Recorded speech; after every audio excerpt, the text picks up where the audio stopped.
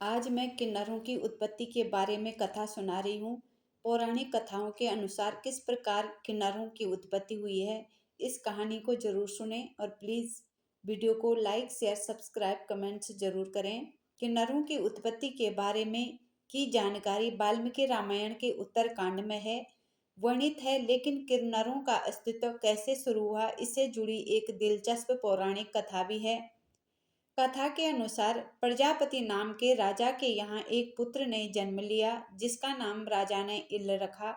इल एक दिन अपना शौक पूरा करने शिकार पर निकले। शिकार की चाहत में वो जंगल में आगे बढ़ते चले गए और उस पर्वत पर पहुंच गए जहां भगवान शिव माता पार्वती के साथ क्रीड़ा कर रहे थे।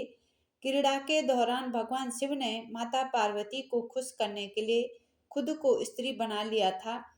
जब भगवान शिव ने स्त्री रूप धारण किया तो उस समय जंगल में मौजूद सभी प्राणी और पेड़ पौधे भी स्त्री बन गए। राजा इल भी उसी जंगल में मौजूद थे तो वह भी अचानक स्त्री रूप में परिवर्तित हो गए। सारे सैनिक भी स्त्री हो गए। राजा इल को समझ नहीं आ रहा था कि क्या हो रहा है। वो अचानक से स्त्री कैसे बन गए।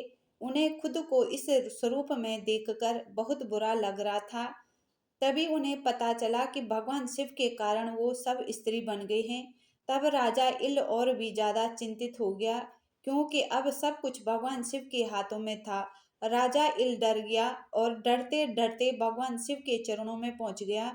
उन्होंने भगवान शिव से उन्हें पुरुष में परिवर्तित करने की बहुत प्रार्थना की, लेकिन भगवान शिव ने राजा इल से कहा कि तुम पुरुषत्व को छोड़कर कोई और वरदान मांग लो, मैं दे दूंगा, लेकिन तुम्हारी यह इच्छा मैं पूरी नहीं कर पाऊंगा।